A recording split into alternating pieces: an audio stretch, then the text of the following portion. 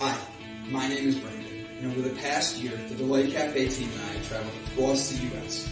researching this rapidly growing industry of CBD products. What we have found throughout the industry were products that were inconsistent in dosage and used ingredients that weren't even lab tested. Products with chalky textures, bitter aftertaste, and worst of all, confusion among the CBD consumers. That's why we created Delight Cafe. A 15 milligram lab-tested, all-natural, water-soluble hemp CBD powder pack. It's odorless, colorless, and tasteless. Add it to your favorite drink of choice, wherever, whenever, on the go. Quickly find your calm, your balance, your delight when you need it most.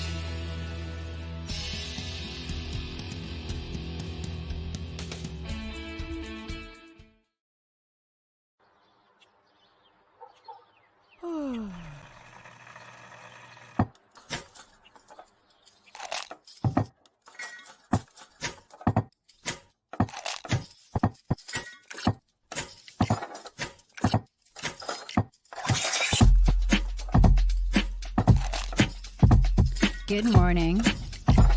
Good morning. Java Delight will uplift you. Stay tuned. The show is about to begin.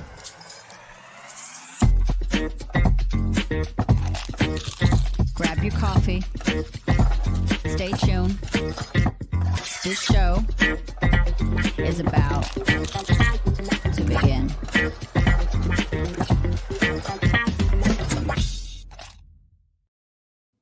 Hi, my name is Gavin Kerr. My name is Brandon Croucher. And you're watching Java Delight. Don't forget to hit that subscribe button and ring that bell. Enjoy the show.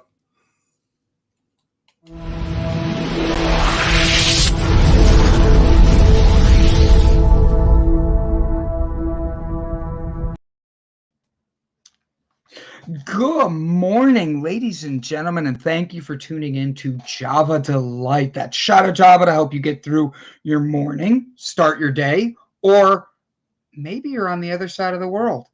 Ladies and gentlemen, I am honored to bring in Miss Ilsa. I almost spelled it wrong. I saw your face, Brett. Miss Ilsa, and she is from Benoni. Benoni. Benoni. Yes, Do I say Benoni? it's actually just Benoni. I don't know why I pronounced it so funny. You just have that accent going with it. Fancy. I love it. Yeah, she's coming to us directly from South Africa. So, what time is it there? It is 3 minutes past 4 Monday afternoon. Wow, 3 in the afternoon, 4? Yes. So I've had my Monday. It was a blue one. So people. Well, it was a blue one. What is a blue one? Like beautiful blue skies? Or blue is sad? No. It's like everything went wrong that could go wrong today. Yes. So And it's Monday. It's exactly. Monday. Usually Oh, Mondays are slow, but today it's been a wild one. really? So Yes. tell us what your days are usually like in South Africa. How is it so different than, like, what is a normal day in South Africa? Do you get to just jump out in the ocean and start feeding sharks? Oh, no. And there's no lines in the streets either. It's like, it's like a normal town, normal suburbs, normal people, most of them. So we also have the parts, different parts for different cultures and all those kind of things. So a very diverse country. Yeah. So diverse. I mean, we've got 11 official languages, and Afrikaans is only one of them. So, and then English, and then there's just so many African languages, and yeah. So we're really the Rainbow Nation, yes. Like, that is so. All right, how many languages do you speak? I have to ask this. Only 2. I do English and then I speak Afrikaans. So Afrikaans is actually my first language, and then English is my second language. Yes. That is very cool. So this is your first time with us. Gavin actually is doing some family things this week. Him and I went to lunch on Friday and we talked, and I explained I think we need to make some little changes. I think that we need to bring in a co-host. I think we have way too much male dominance on the show at times. And bringing in a female presence is perfect. I mean, Brett is our best woman that we have, and we still have other women there, you know? So having the fact that you come on and you're willing to bring such a positive energy and be open with us, and you're on the other side of the world. So for me, I am so excited we have someone new that's going to bring a good energy that wants to be able to influence the world in a better way. As I tell Yes, everybody, everyone's welcome to the Delight Cafe. That's why we yes, have this. definitely, I love it. definitely. So tell So, me what did you do for your weekend? I'm very curious, like, what do you do in South Africa? I'm sure it's going to be like what we do, but what did you do in South Africa? How has COVID treated you guys? Teach us about you. well, they actually lifted the ban a little bit. We've been on lockdown. I don't actually watch news because it's very depressing. And I mean, I don't know if you guys saw about the riots and stuff that was about 2 weeks ago. We had riots where they burned down malls and plundered and everything because they locked up the previous president. So all I know is that the president got locked up, and all I know that there's riots because he got locked up. So I'm not into the politics and everything, but it's disastrous. It's sad seeing a beautiful country like South Africa with such a diverse culture and everything, um, just going against each other and breaking down such a beautiful country. It's just, and the people are suffering. They are. I It's agree. very, very hard seeing it. It's Yes. very hard to see that. So I have to ask, with that, I feel like there's a lot of that happening around the world. I look at the United States and I feel like Exactly. we're happening the same way. And then I look at like France. France is having protests right now. And a lot of people there's from the vaccine to the political regimes that are just in place. And it feels like there's just like separation between everybody. And anger Exactly. is what's fueling our separation. And I Anger don't, and hate and just what you did to me, I'm going to do back to you. And nobody's forgiving anybody. And everybody's blaming the present future, if you can say it like that, with the same past mistakes that our parents made. We're supposed to be better. We're yes. supposed we're supposed to know that it's only about love. You should love your neighbor. You should just let people be happy, and love each other. I mean, live. Nothing belongs to nobody, really. I mean, Correct. Like if you I nothing think that's oh sorry, go ahead. no, nothing belongs to nobody. So how can you just put claim on something? And now there's fighting about claims that people just live together. There's enough space, enough Mm-hmm. resources. If everybody works together, I mean, it's not that difficult, but everybody wants to be in control, Yes. Oh, chasing money. That's not going with you in any case. If you die, it's not going with you. It's I, not I going anywhere with you. So I think that is a money help? great way of saying that. Like, so with that being said, you have a day job that you're running around doing. Do you have kids? I'm gonna ask some personal questions here because we're gonna make No, the not at audience all. Not at no all. kids. I've got 3 kids. I've got a daughter of 19. She's turning 20 in November. You don't look Um, old enough to have a daughter that's 19. I'm gonna leave that yeah, right there. thank you so much. I do a podcast with her actually as well on I, music. Yes, we interview South African local bands, metal bands, and artists and everything. Because with the COVID, everybody's struggling. I mean, yes, the yes. guys can only start playing live shows from today because they lifted some of the ban, but there is still some restrictions and stuff. So there's quite a bit of things. everybody's struggling. So we actually started this podcast because she's dating one of the band members, and they're busy with a song, Police Brutality, which exactly, I mean, it's young kids speaking about how they see what the government is and everything through their music. And we're trying to create a platform for everybody on that. So we've got about 5 episodes on YouTube. We're called the Stoned Daisies. I love the name. And the name Stoned is Daisies. the name is actually not cannabis related, but it can be because we don't frown upon anything. But I love it. I love it because I'm sorry to interrupt you, but you have no idea. I own a marijuana company, a cannabis company. Yes. That's my happy face. That was a happy face, happy dance. I love it. I'm telling you, all the way. So I have a company, and my focus is teaching people about this. And the first question I get is, hey, I don't understand. What's the difference between marijuana and hemp?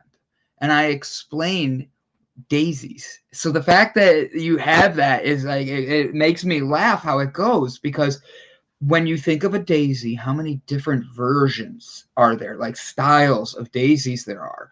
And you can use them from all over the world. And people don't associate that as something bad. But then all of a sudden you talk about one plant and it can grow in different ways. And all of a sudden it's a bad one.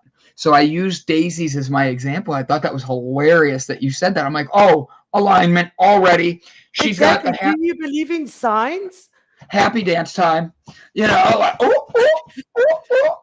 I see you back there, Erica and Brett. You better be happy dancing with us. Brett's dancing. But now, with that, how do you keep Elsa's positivity going? Especially, you have 3 kids. You have a 19-year-old that you do a podcast with. Yes. What are your other 2? And then I've got a son. He's 13. And then he stays with me. And then I've got a little girl. She's 5 years old. She's turning 6 in January.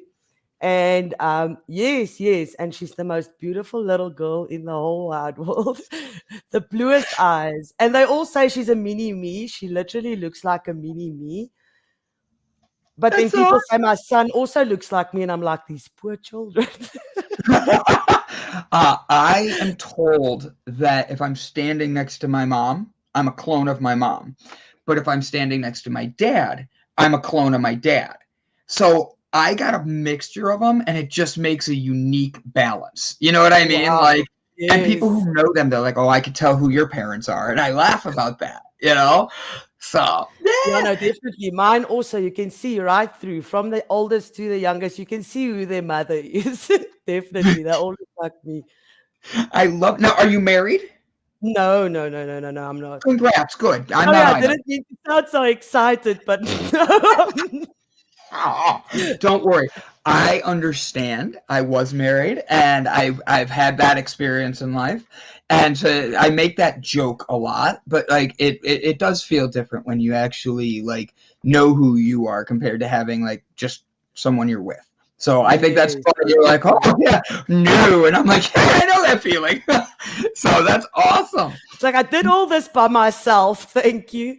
You are awesome. And that's why we need a female presence. A lot of men don't understand the different sides on that. And I think having that is going to make a lot of fun for this. It's going to be able to bring new topics up. And I love that. With that, let's dive into talking about South Africa a little bit. Okay. So you have your stuff going on with the president. I did not know you had people setting your malls on fire. I think that's interesting because in America, we have the West Coast. There's a lot of riots going on, and there's people that are looting and stuff, and it's hitting the news. So I'm wondering, like, what does your country do to help make sure that they're putting out, not like, don't go out there and start looting, don't go riot and all that. Don't do that, because if they're writing songs about the police like we are, it sounds like there's a lot of problems and strife going on. There is a lot of problems and things.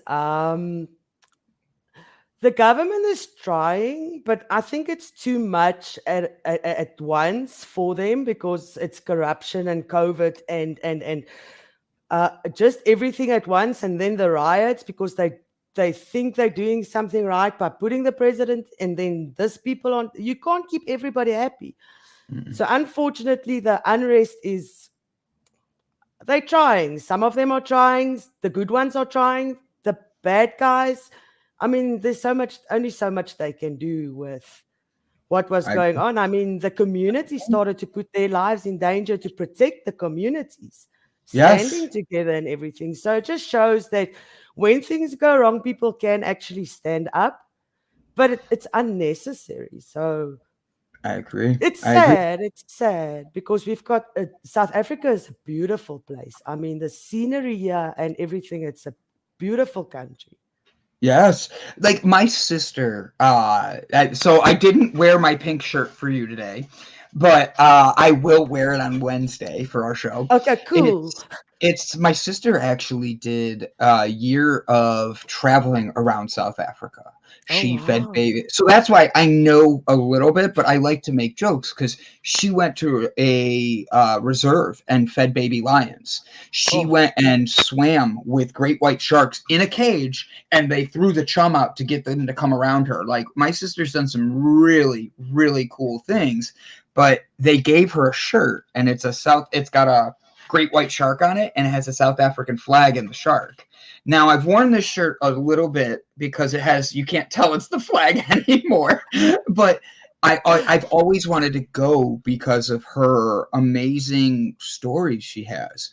She talks about like South Africa in a way that like it sounds like it's a place everybody should see. Everybody should go check out at least once. Just gorgeous. Definitely. But the rhino poaching and everything, I mean, the white rhino, there's not much time left. No. Because it's not getting looked after. So yes, 100%. And it's sad. It is. So what is your country doing to help not let it keep getting destroyed? Like they want to keep tourism up. They want to keep people coming in. Well, hopefully the right things start happening now that with COVID. And I think during COVID, a lot of people went through things, and I think eyes open and you see what goes wrong in a country, if you understand what I mean. So literally, everybody must just stand together. We can as a country, we can stand together. What people don't understand, it's got nothing to do with who you are on the outside. Mm-hmm. It's got nothing to do with color or anything. It's got to do with let's get along and work together.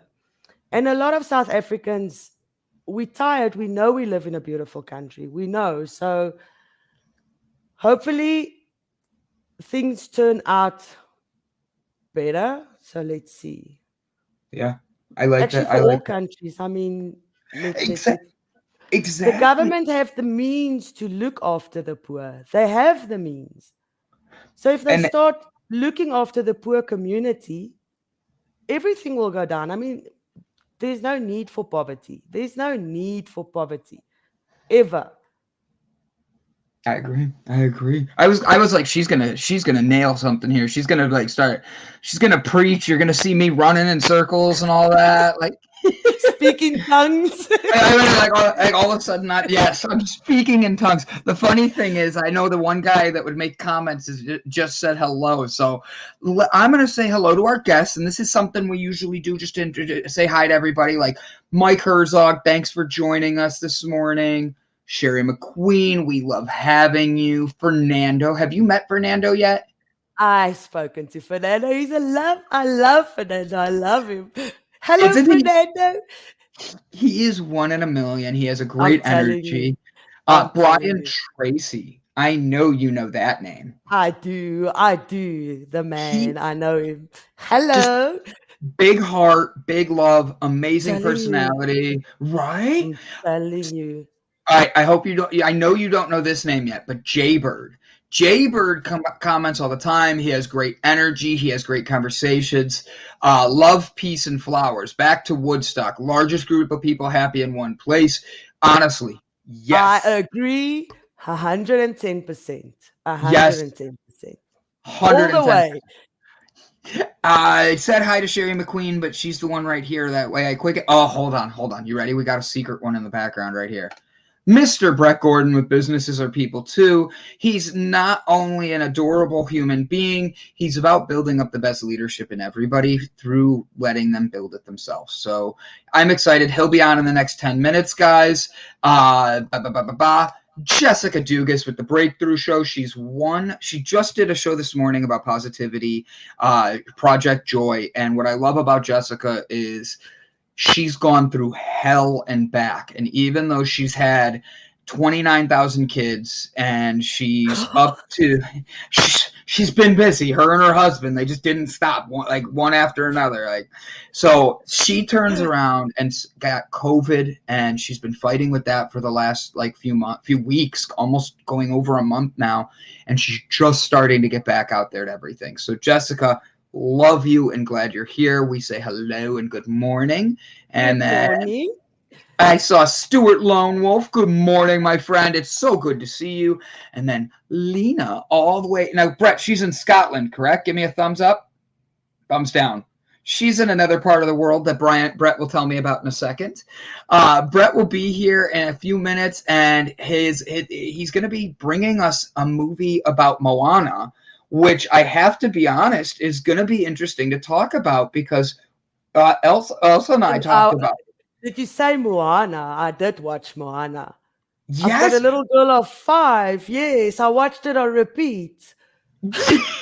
Favorite song in Moana is the one with the music of Sweden. That's where Elsa's she's from. See, now I'm giving you everybody's name.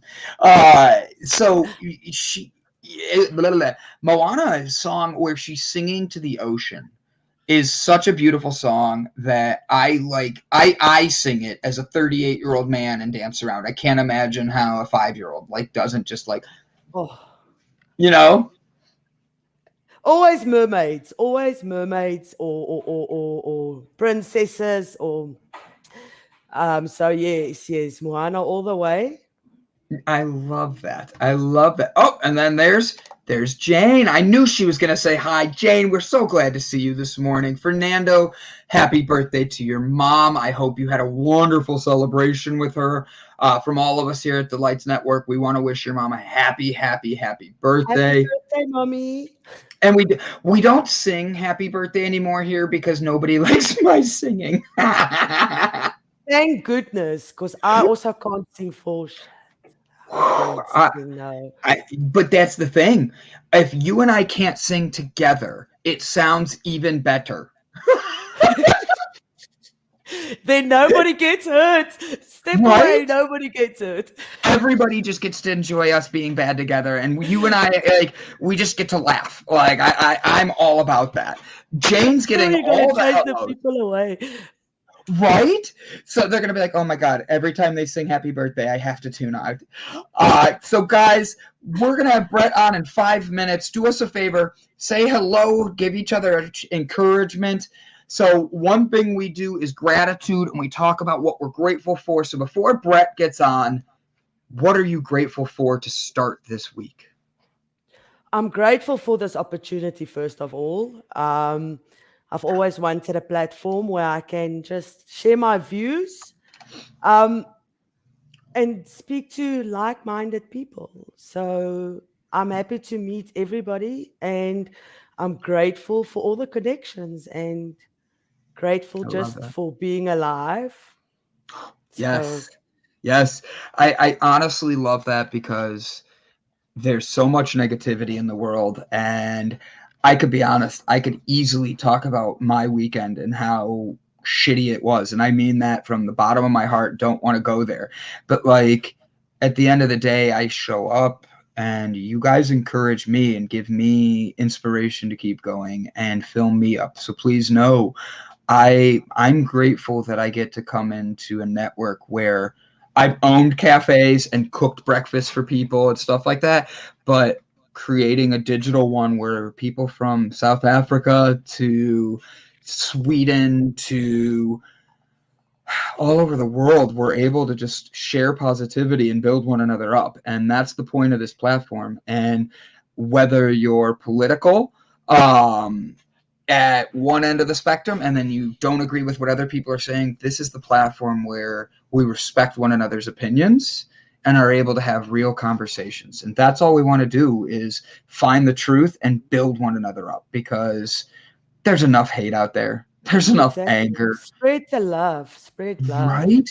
Why does it seem like today's society, if we are quick to say okay and yes to something, it feels like we're giving a part of ourselves and we don't feel the love back as much as we used to. It's easy to find negative. It's easy to find unhappiness.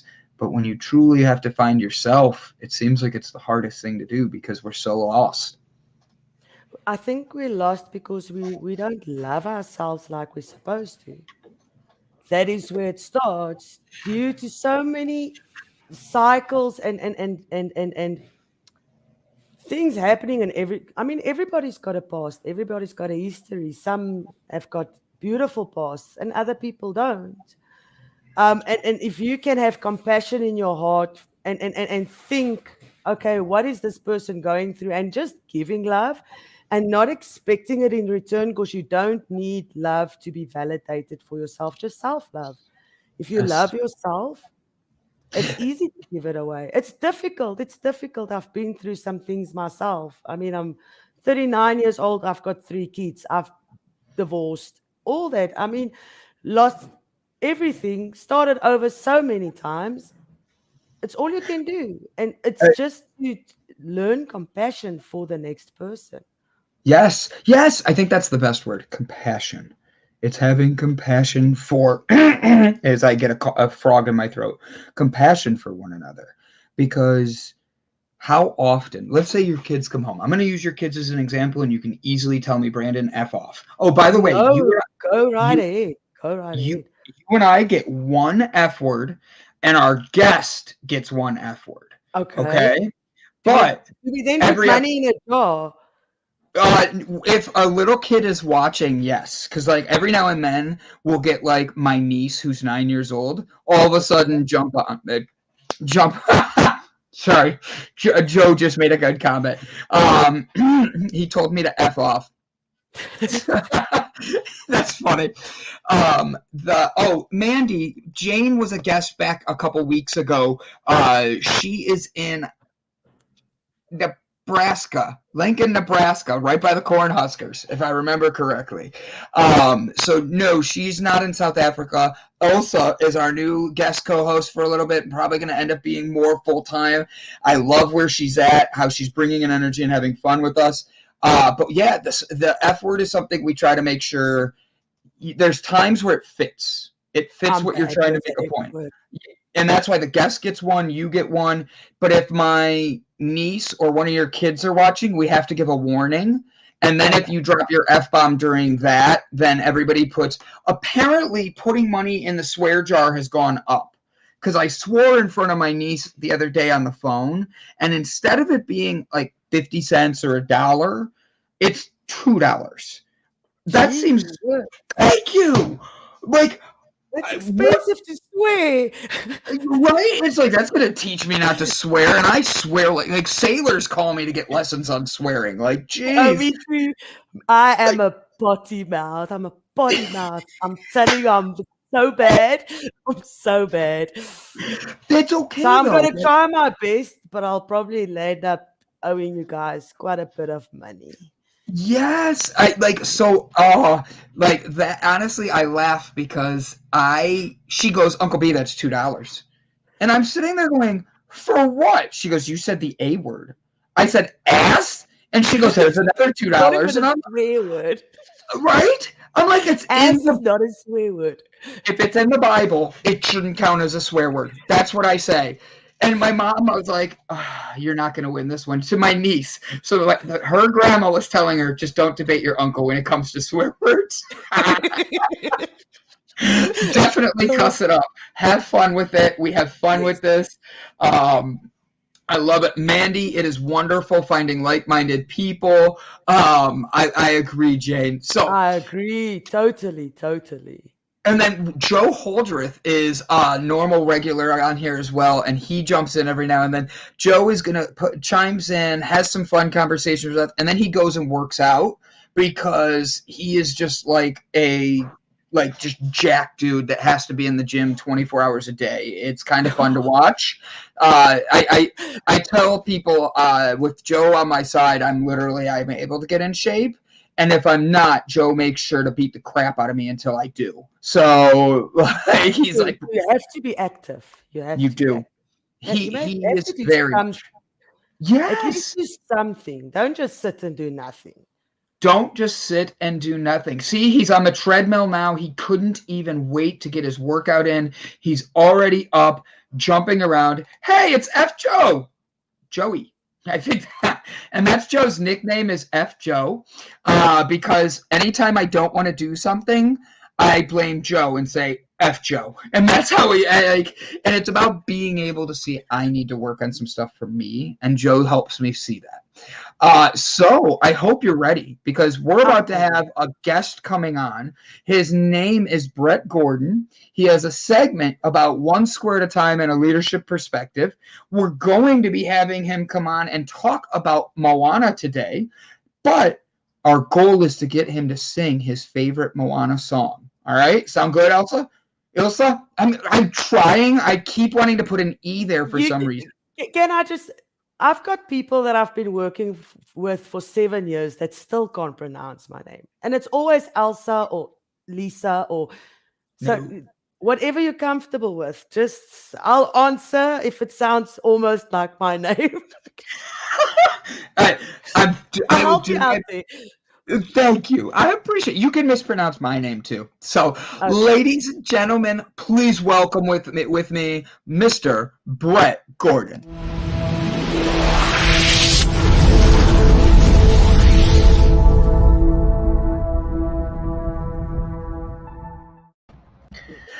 Good morning, everybody. Glad to see you out there. I'm coming to you from a deployed location here in Rapid City, South Dakota.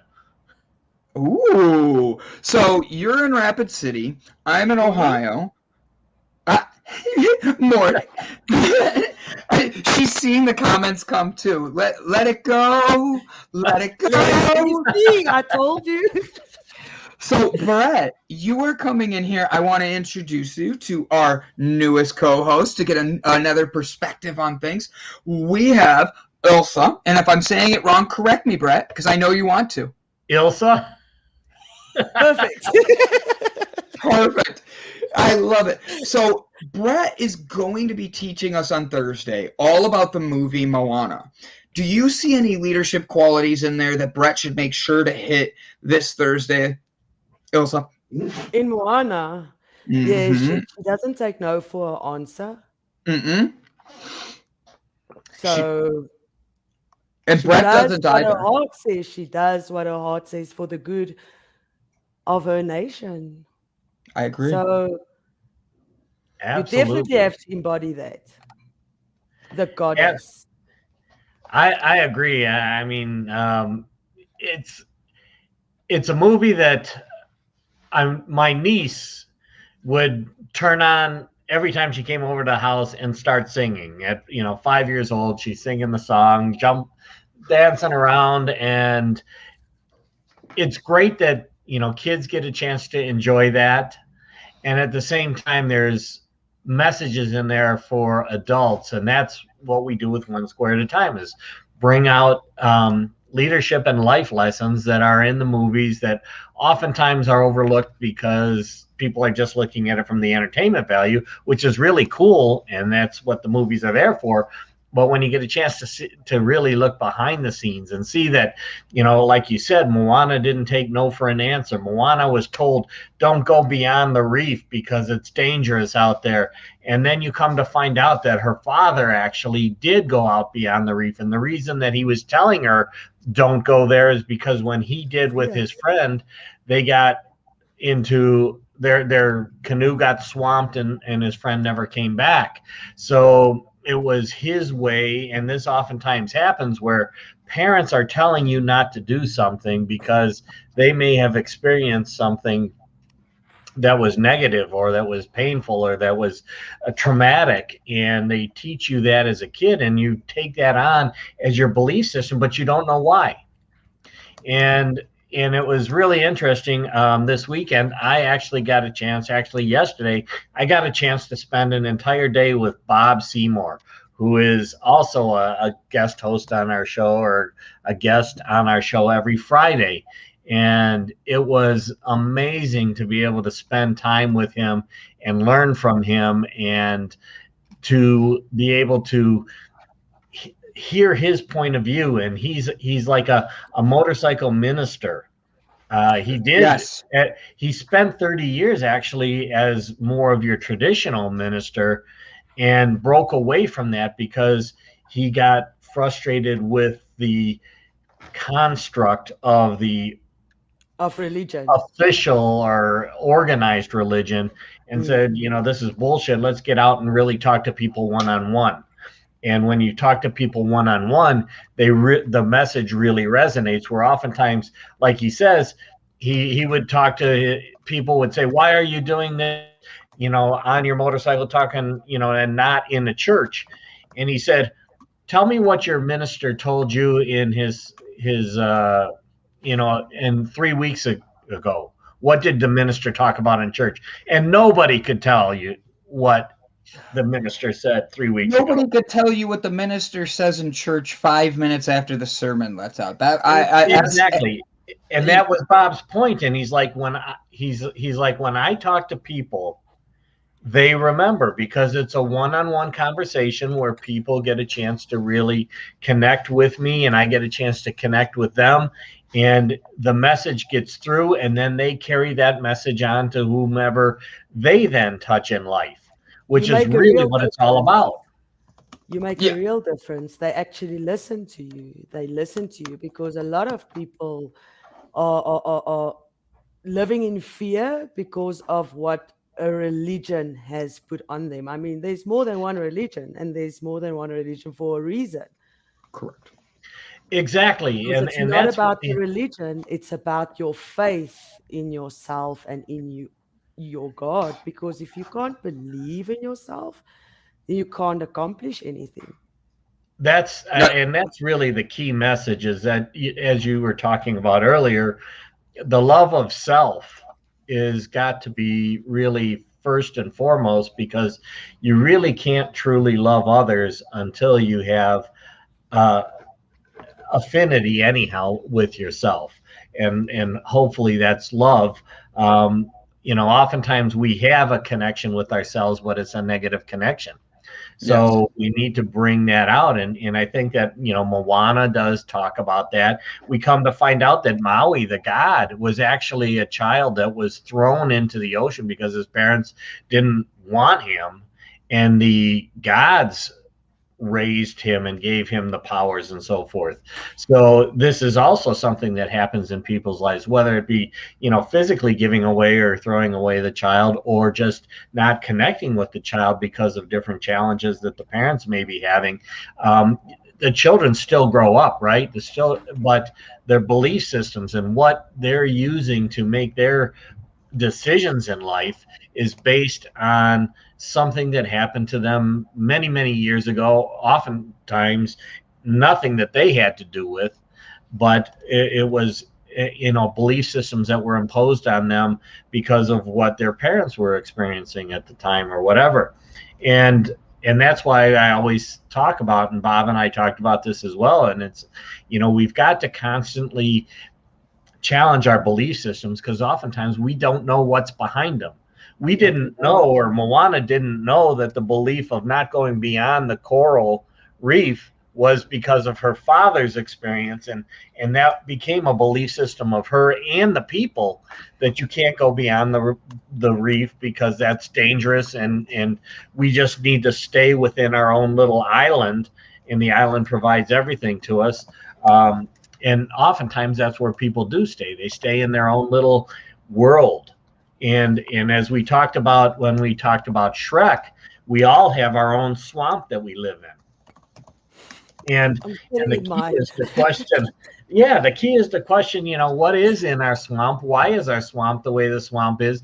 And to recognize that we can't drain the swamp because then we got no place to live.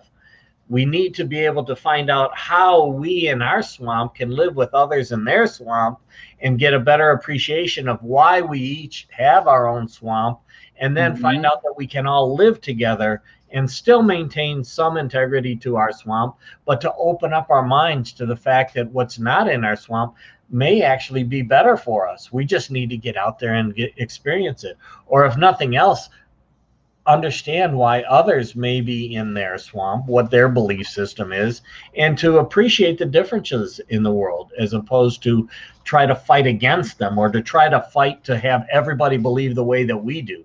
That's the horseshit that we're running into. That's what I think you're running into in South Africa. That's what we're running into here in America. It's all about, I want to impose my beliefs on you, and that's horse crap. But as going along with that, Brett, wouldn't you say that it also goes back to that's what her dad and them were doing? That's what her family did. But before that, they had a totally different mindset. They did travel. They did have those boats. Well, and exactly. That's the exactly. So today, we're looking at society and we're being told an old mentality, an old way of thinking in a way. And we're not adapting like they did in Moana, and it becomes more of a fear than it does actually a leadership. It becomes more of a leading in the, like, hiding in the background or just accepting, and that takes away your leadership qualities. It takes away or you even believing in worse, yourself. or even worse, what's coming out is this bull crap about canceling people, shutting people out because I don't believe the way that you believe, or you don't believe the way that I believe. So therefore, I'm just not going to listen to you. I'm going to, if you don't follow our role, we're going to actually put in rules that say that we're going to not allow your comments to show up on Facebook, or we're not going to allow your comments to show up. That's horseshit again. If we don't have the right to be able to freely speak and recognize that not everybody's going to say what we want to hear. Correct. That's okay, because they're living in a swamp that's different than ours. We need to appreciate and think about why they're there and open up our minds to those things. And that's how we live together, as opposed to create this division that's becoming more and more prominent throughout the world. It's because everybody's got a different perspective on every situation. I mean, everybody sees it differently. Nobody will. It's just, you have to see what works. And I agree, but I don't think people. Okay, so like I agree with both of what you're saying, but like we also have to think of the fact that we've become adapt to this society of we surround, like you're saying, Brett. If you don't like it, we cancel it, but that means that there's no conversation. And Right. I'm meaning both ways. Exactly. Yes. The conversation isn't there, and then you put an opinion up there, and only the people that agree with you are the ones that are actually seeing it. And that from there, that leads to anger, that leads to animosity, that leads to feeling unheard, unappreciated, unseen. And that's where the history comes from, because that's what happened with racism and all those things. People, you're different than us, so you're not allowed. Everybody's got, if you're a human, you've got rights. Exactly. It doesn't matter what you look like on the outside. On the inside, we're all human. We're all human. We've got the same rights. Yes. Exactly. It's unfortunate, but governments and those are trying to take people's rights away. Correct. Well, and that was really cool. Like situations where they don't want to be. It's. Bob and I yesterday when we were together, we went to go see the Crazy Horse Monument here in the Black Hills area, and Bob had a friend. It's amazing. Bob's got friends all over the place, and his friend is security there, but he gave us kind of a private tour and pointed out a number of the things that they have. I mean, it's an amazing monument, not because of the monument itself, but because of everything that they're building around it, the history. and to learn about what was happening to the indigenous people and how the white man imposed their beliefs or was trying to impose their beliefs. And you want to talk about cancel culture, talk about what the white man was doing or organized religion was doing in order to be able to cancel the indigenous beliefs and actually force them to go to these schools for indoctrination until the 1970s. It's crazy to think about this. And yet this is that is absolutely a cancel culture that existed decades, centuries ago, to be able to change somebody and say that because we don't go along with your belief or you don't go along with our belief, we're going to take your kids out of your families, put them into these schools, cancel your culture, essentially cultural genocide, So you and can bring them understand into why ours. people are upset. I mean, if someone did that to me, I would be pretty pissed off. Exactly. So this stuff has been going on for a long time. Now we're calling it the cancel culture, but before we justified it under organized religion. And, Bob and I got a chance to talk about this stuff. It was, again, an amazing conversation. There's some, if you get a chance to go to the Crazy Horse Monument, please do so. Spend time in the museums there, learn these things, because these are things that are actually still happening today. They're happening in a different way. Now you've got Facebook trying to cancel, you've got governments trying to cancel, you've got movements trying to cancel. I mean, Black Lives Matter, the concept of Black Lives Matter, and I say that with the not capital B, the small b. Yes, everybody's lives matter. But you don't cancel somebody else's beliefs because you have your belief now that's coming into this. We need to recognize that we all live together, and the only way we're going to survive is together. And with everything else that's going on in this world today, what's going on in our environment today, whether, however we believe the global warming may be happening, the fact of the matter is that things are changing, and we need to grow and live together in order to be able to really survive. And that came out in Moana as well. When Moana did get a chance to go out beyond the coral reef, and she did encounter Maui, and that together they went to be able to try and defeat the evil god that was actually, and we'll go into more of this when we actually talk about Moana, but that was actually starting to have an impact on the weather of their island. If you recall, their island did provide everything they needed, but now it was starting to get dark, and it was starting, the island wasn't producing the food and everything that they needed. So that was a part of the reason they needed to get out beyond the island again. And the only way that they could do that is to open up their minds, to open up to what's beyond, to accept other things that are out there. To let go of fear. Yes, and I agree. So, Brett, excuse me. This Thursday, you're going to be going live I'm sorry, I went the opposite direction. 6 p.m. Eastern Daylight Time, 3 p.m. Central or Pacific Daylight Time. With that being said, you've been busy running around and you're going to be traveling during this. How do you, going state to state? And I'm asking this kind of as a broad question for the both of you because I don't know South Africa's regulations on this, but you stay respectful to people where in one state you might not have to wear a mask, but in another state you're required to wear a mask everywhere. How do you stay respectful and understanding of the laws and the regulations without letting them upset you? Well, for me, I try to, I'm not a believer in the mask. I'm not a believer in the vaccine. I think I've said that in the past, but if others believe in it, that's their choice, and that's fine. For me, as we go in, like in Nevada now, they're reimposing more of the mask requirement. And most people that are working in a business now I think it is that everybody working in a business, an employee, they have to wear the mask, but the guests don't.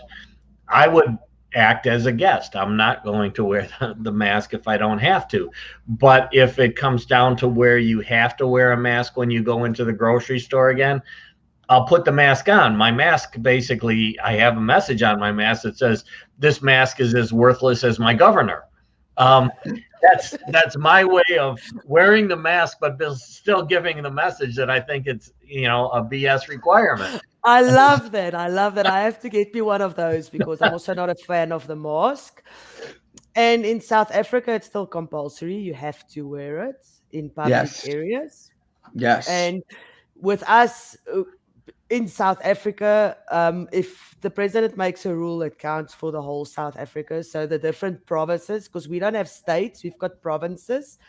So the different provinces, they all fall under South Africa. So no, everybody has to wear their masks still, the whole South Africa.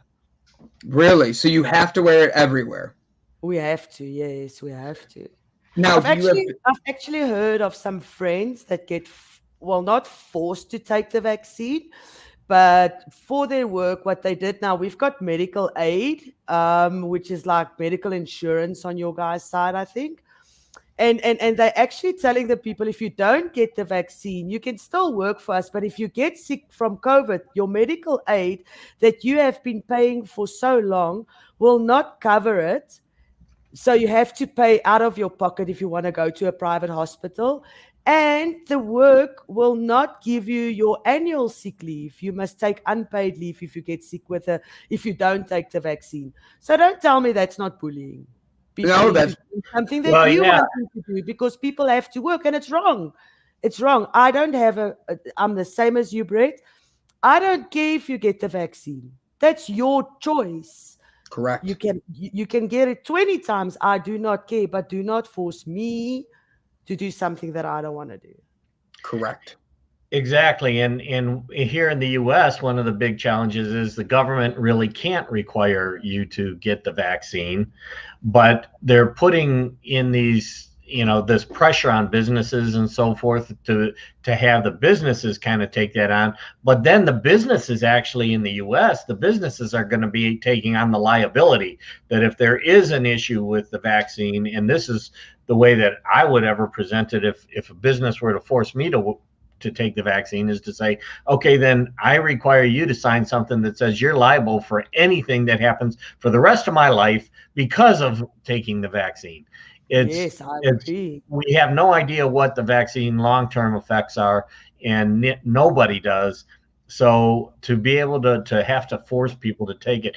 And what's happening is because of the cancel culture, you don't hear the opposition side to what the vaccine can or cannot do.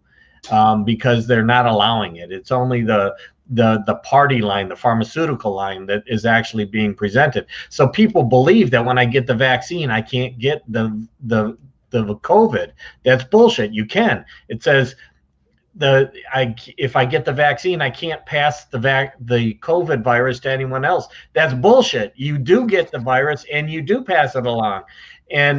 But what you hear in the media doesn't tell you that most of the time. So there's a lot of people that believe that once I get the vaccine, I'll not get COVID and I can't pass it along. So therefore, anybody who is unvaccinated is the one that's causing the problem.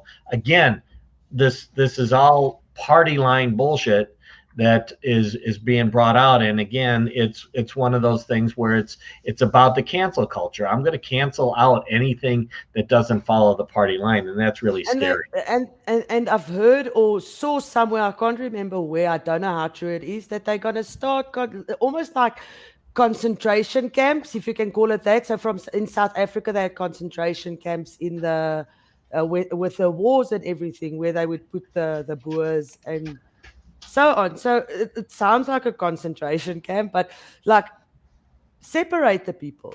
I mean, and there again, you go with separation. Why? You shouldn't separate humanity. People must live together. That is, and nobody can tell you when you're gonna die. Nobody can tell you that. Right, but oftentimes that's what doctors do unintentionally, oftentimes, and then they put this expiration date on somebody because they have cancer. They have some kind of a disease where if you were to treat it possibly differently or have a mindset that you can survive, then you will. But if you have a mindset that says that I'm going to die in 2 years, guess what? The chances of you dying in 2 years is much greater. Because Yes, the sir. mind is a powerful thing. And I don't think people realize how powerful their minds are. Right. I They agree. don't. They don't. Yes.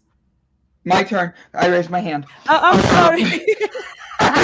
No, I you're have a sip good. of water. Go. No, you are 100% fine. I wanted to do two things. One, I just saw CK's comment, and I know she had a crazy week last week, and I just want to say hello to her. But the other thing is Jessica made a great comment here. She goes, "Did anyone see Kat Sandler's segment on The View last week?" I don't know what The View is, so that doesn't help at all. She said straight out, if you get the vaccine, you will not die. I really hope someone holds her accountable for that statement. And I think the thing is a lot of us, because I agree, but I think we need to be held accountable, and it shouldn't be just her for stating that. It should be for all of that's coming out. We're getting information, like, okay, so if you have a kid who has a class project, and you know it's going to take more than just a night to put together, you can see the difference on what they did with the work that went into it. And Yes. right now, we're living in a culture where we're being expressed what we should do, and the ones that are going to be held accountable for pushing something through in a night, like we tell our kids not to do with homework, are the ones that are not going to be the ones suffering from any consequences. They're making it almost like a high school thing, where I am someone who is, let me just keep seeing what's happening, because pushing stuff out, saying, oh, it's this, saying it's going to be bad, but then a week later you're doing a retraction that's only like a snippet, it really makes things confusing. And then when people want to go back and forth with it, emotion overtakes it. And I literally sit here and Jessica just responded to me. She says that the clip is on The View ABC on Instagram. Check it out, because I was disgusted, as well as my 20-year-old son, at the unfortunate part that is that everything she said is being mainstreamed rhetoric. And the thing is, that's what they're being told. If you spent your whole life being brought up in a Catholic church, you're going to grow up with a Catholic mindset. If you spend your whole life being brought up in an atheist church, you're going to understand, or a devil worshiping church, you're going to understand what their views are. Exactly. And if all the media is going to be telling us something, and then social media is going to fill us with people that agree with us or completely disagree with us to start the fight, it fills that emotion of anger, aggression, and feeling like pulled apart from the community. And I know there's times where people make jokes. They call me the plague rat because I haven't gotten my vaccine, and I'm not supposed to talk about it. But the thing is, I talk about it freely because I say I'm someone that if you're going to tell me my body, my choice, or my body, my opportunity to see what's going to be best, why am I not able to have the proper amount of time to see what goes on? Why does it need to be done without being harassed? Without getting opinions from people and getting treated like a leper because you don't have it, because that's what's happening. Well, and it all ties back into like what we're going to talk about with Moana is, if everybody just followed what the king was saying, what Moana's father was saying, and they just stayed within the island and never ventured out, eventually they would have died because their island was no longer able to support them. Correct. It was only those that ventured out to get a different opinion, to find out what's beyond, that they really found a way to survive and to thrive in this new world, and in fact to change the new world because they opened up. And the same thing is tied to Shrek and the swamp. Sometimes we need to change the water in our swamp. We need to bring in some fresh water, let out some of the old water in order to be able to accommodate and assimilate what's going on in the world around us, which changes. You know, those belief systems that we were taught when we were 3 years old and 5 years old oftentimes are what we hang on to when we're 50 years old, and it no longer serves us. It Correct. does. So those are the types of things. And in fact, the reason I'm here in South Dakota, and I know my time's getting short here, but is because I was here at a libertarian conference. Now, the libertarians tend to be, I would say, leaning more toward the Republicans, but I'm not a Republican, Democrat, libertarian. I pick and choose what I believe in based on research and information that I get, as opposed to the party line of any single party. But here was a more open conversation around the virus, the vaccine, the beliefs in, was the election stolen? Was it not stolen? Here there's more people that did believe that the election was stolen. But it's one of those things where you do need to take in the other side of the story, even though it may not agree with your line, in order to, if not accept it, at least to better understand why somebody believes differently than you do. Because Correct. at that point in time, we can have a conversation as opposed to cancel somebody else's position. And it's only through those things that we actually learn. I mean, where would we be if we would have actually followed Nikola Tesla as opposed to Westinghouse and Edison? Yes. The world would have been completely different than the way it is now. And a lot of what Tesla said is now becoming something that is understood. And you find out that frequencies and energy and so forth are the keys to life in a way that we didn't under the more commercialized views of Edison and Westinghouse. So really interesting that you can see these things. If you look back in history and bring them forth, you see how those differences actually affect us today. Correct. And actually, this is a conversation that I know is very sensitive. Erica is going to be coming up in about 1 minute, guys. So do yourself a favor. Make sure I'm going to read her bio in a second. Brett will be talking about Moana this Thursday. Do not miss out. Please make sure to join us and have a wonderful time with that. If you want to interact with us, we'd love to have you join him and I. And it's just a fun conversation about leadership through the movie of Moana. Going along the vaccine and the research and all that, just a quick shout out. In the next few weeks, we're actually going to have somebody on the H that is a former doctor that quit his job because of the pandemic. So this conversation will be able to get even more in depth. We're going to have two polar opposite views with no emotion behind it, and I get to play mediator and have a mute button. So if anybody starts saying anything inappropriate, saying things that are mean or just emotional, I get to hit mute because that's not a real fact. It's just emotion. So we'll make sure to broadcast that one and talk about that more. But this Thursday, don't forget to check out Brett Gordon with One Square at a Time. But before I do let go of Brett, I want everybody to know about Erica because Brett's going to sit in the background and just stare at her for us. Erica runs the UK crypto community, the Crypto Curry Club. And as such, she is a constant contact with thousands of founders of the most innovative founder startups in crypto, from fintech, blockchain, DeFi, or decentralized finance, and hear all the industry trends. She runs a weekly Crypto Courier newsletter with an industry news updates for 4,000 subscribers and monthly industry publications and blockchain industry reviews. She lectures at the Cryptocurrency and Warwick Business School and have spoken around the world on crypto and the future of money. I'm so excited for this one. I hope my Dogecoin takes off. Last year, she spent the year researching about the biggest crypto scams to write Crypto Wars. Fake deaths, missing billions, industry distribution, published by Kogan Page. The book goes into true stories behind the darkest elements of the crypto world, the scams, the multi-billion-dollar Ponzi schemes that we need to find out how to be a part of, hacks and mysteries on how they got so big right under regulators' watchful gaze, how they claimed so many victims and how they're still going today, and how ringleaders often go from scam to scam and still get away with it. So, ladies and gentlemen, do not go anywhere. Do us a favor, say goodbye to Brett, but say hello to Erica.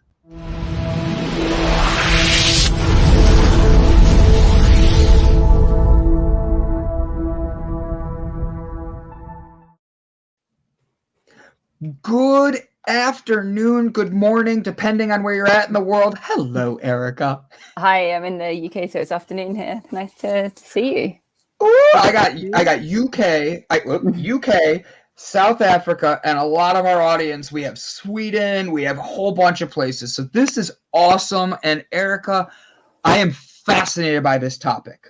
This is a topic that my dad, who is a financial advisor, him and I can sit and have debates on for hours. So I am all yours for the next hour. Teach us about cryptocurrency, blockchain. I want to open up with the first question. Can you explain blockchain? That's always the hardest one. I knew that. That's why I'm going to break this one out first, and we'll break it down. So, I mean, it's an incredibly hard concept anyhow, and as soon as you've got to explain it in easy terms, it's even harder. So, blockchain, it's a storage ledger. It's a way of storing information. It's a way of storing value. And the difference with blockchain is you've got sort of information and data added is stored in a time sequenced manner. So whereas if you've got, for example, if you enter details on an Excel spreadsheet, you can just go away and erase it, or someone can write over it, and you don't really have the information of who did what or who changed what, and you can just go away and take away information. Whereas with blockchain, everything is added in time sequential manner. So it basically means you can't just go back and erase what was there before, what somebody else added. To do so would require an enormous amount of energy. It's just not possible. So it's a way of storing information securely. You can see exactly who added what information and you can send value, you can send information in a far more secure way than is otherwise possible. And with much more transparency, you can see exactly who added what, who sent what. If you're sending money, for example, over blockchain, you can see who sent what and when it arrived there. And if you add information, you can't just go back and change that. So where blockchain is quite cool and is coming much more into use cases now, it's being synced with things like IoT or Internet of Things, where you've got little devices that measure, for example, temperature of what conditions are stored in, of how things are stored or shipped or so forth. So you can get all of that information and sync it automatically onto blockchain. So if you've got an insurance claim or a retailer claim or whatever, to see, is this actually the condition that things were stored in, or is this actually the condition that things were shipped in, or is this the temperature of so-and-so? You can go, oh, yep, at exactly this time, this was this, knowing that it can't just go back and be changed or be manipulated. Yeah, very true. So I would think, like, I'm going to use this as a fun example. PayPal would not be a blockchain. It isn't at the moment. But I mean, PayPal have now started to accept crypto payments. So if you've got a PayPal account, you can now send crypto. And it isn't at the moment, and finance hasn't traditionally used blockchain. Blockchain is quite a new sort of concept, relatively. But that's saying to send money on blockchain, because of how cryptocurrency works, because of how it works, for large transactions, it can be much cheaper than sending money over sort of traditional payment infrastructure. You've got much more accountability. You've got more sort of detail on it. And you can also, with crypto, send microtransactions much cheaper. So if you want to send 1 cent or 1p, for example, with traditional currency, there's a cost to doing so. So you can't just, if I want to send you 1p or 1 cent or so for really tiny amounts, it's not economically viable to do so. It costs more money to send that than it does than what the transaction is worth. Whereas with crypto, you can do that. And you can send real micro amounts, you can send massive amounts. So it opens up much more possibilities. So yes, PayPal doesn't use blockchain now, but traditional finance is looking at how they can use blockchain. And in some capacities, banks and traditional finance already are using blockchain for how they send money around and how they keep accountability of that. So I wouldn't be surprised if that changes in the next few years. Would you? Sorry, Jaybird just made a great joke that I think is funny. He goes, Brandon, use crypto to fill the swear jar. Like, that's a great idea. We'll just create a page where people have to pay for their crypto. So, with crypto being something that's new, and also you're gonna have to jump in. Honestly, I am someone that just shut me up, like hit mute on me. I will keep going, and I always have questions. My mom and dad to this day have said he started talking at 6 months, and he's never shut up. So I have that same problem, but I'm so interested because I know some of what I heard, and I've been scammed once. So I'm all ears to try and find out what's going on. Yes, I'm listening as well. So as soon as I've got something. Can I type into that? You were scammed once. And Erica, your bio, it talks about the mounds of billions of dollars that are being, like, all these different issues. How does someone know whether they're getting into the right thing? And then what is a good cryptocurrency? Right. And if they put record on everything, how do the scammers get away with it? Why can't they trace them? Right. I mean, so go on. No, it's fine. Okay. It's the last is a really good question. So I mean, going back, there's so much to cryptocurrency. You've got the first one, for example, Bitcoin, which is just a phenomenal invention and has been totally game changing for how people look at money, how you can look at money, how you can store money, that anybody can access money, can store money, can send money digitally without needing a bank account, without needing access to traditional finance. And, it's easy for some of us in the West to say, well, we've got a bank account. Well, a third of the world's population don't. And can't get access to traditional finance because it's not deemed basically economically viable for banks to serve them because they don't earn enough money. And then you've got people in countries where there's hyperinflation, where the traditional banking system has failed, either for various reasons, but mostly due to a corrupt government and failings in the political structure. So you've got whole countries of people that literally rely on Bitcoin and rely on crypto because for them it's more stable and it's the only way that they can have sort of some store of value and even get money out of the country. So Bitcoin and crypto has so many amazing use cases and for many it's literally a lifeline. And even if you look at traditional finance, the traditional finance infrastructure works for a lot of people. You can tap with your iPhone, you can make a payment. You can just tap a card or tap your iPhone or enter your details once and it works. And it's really easy for a lot of us, but that isn't the case for a lot of people. And you've got so many people around the world who literally have to rely on remittance companies to send money from A to B because they're working abroad or their family don't have access to bank accounts or because they get paid cash and they need to send money home. And for various reasons, they have to literally rely on remittance companies, which are horrible, barbaric companies that they charge as much as they can get away with. So you've got the poorest people around the world having to pay up to like 30%, but Correct. An average of 7% just to get money from A to B. So crypto solves all of that. Crypto allows people to send money without access to banking. It allows you to send micropayments. It allows you to send large transactions. It offers a whole load more security for many people and in many situations than you can get with traditional finance. So the potential for cryptocurrency is incredible and game changing, and it's totally changing how the world looks at finance. And then sort of next to that, because it's a new form of money, it's digital money, because so many of the early cryptocurrencies have gone up so much in value, and because it's like new shiny toy, new technology, there's been a whole ecosystem of opportunists and everything from opportunists and organized crime gangs that have taken advantage of that.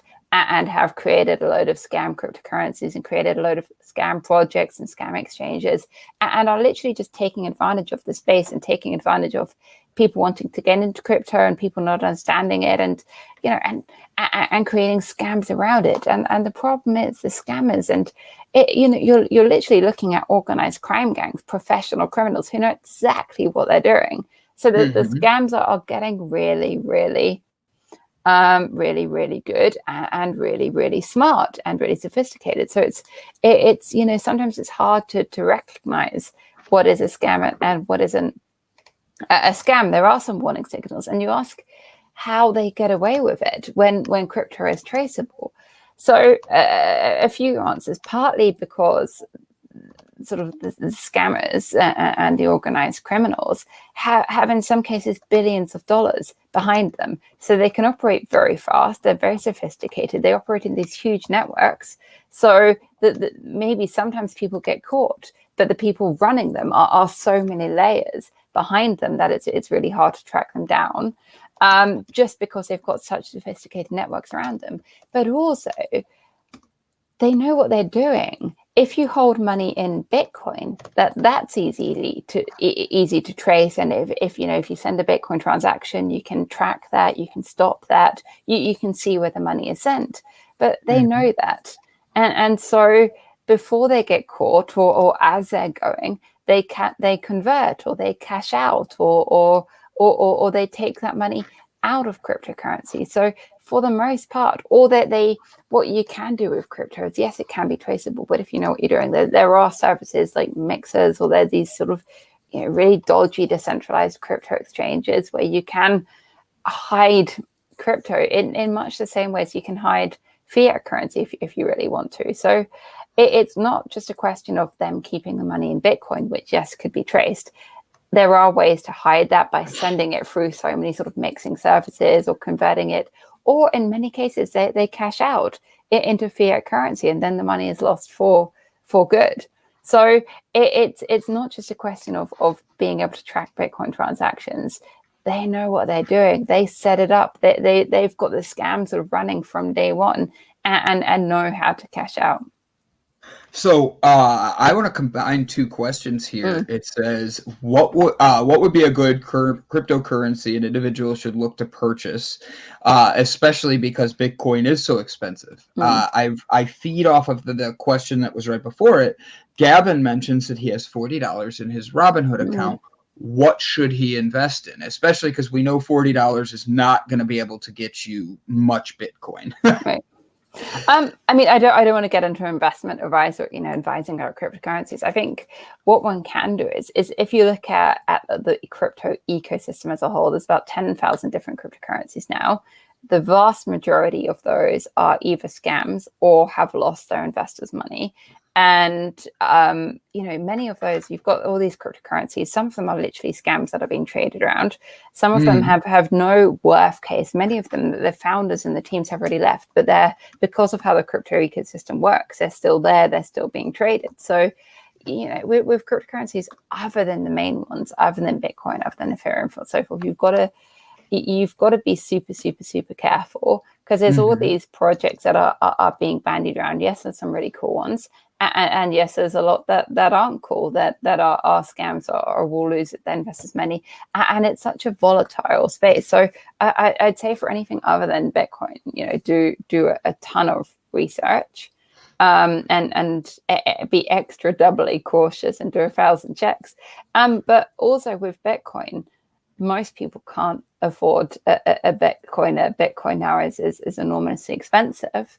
But in general, you don't have to buy a whole Bitcoin. And the way Bitcoins work, they're broken into little micro units called Satoshis. So you don't necessarily have to buy a whole Bitcoin. You can buy 0.0 whatever percent of a Bitcoin. You can buy it in Satoshis. And there's even a whole belief system, which is quite possible, because with Bitcoin, there's only ever going to be 21 million Bitcoins mined in circulation. Some of those are lost already because people stored them on old computers, on old hardware devices that they didn't either they didn't know that they had Bitcoin that was going to be worth value on it, or they broke and they can't get it, or they lost the private keys, which is like the password to access it, which is how, I mean, now there's alternatives to how you can store crypto, but in, a few years ago, you were responsible for your own crypto. So if you had Bitcoin stored on your computer and that device broke, or if you lost the private keys to it, then you lose your Bitcoin. So there's several million Bitcoins that are basically lost because the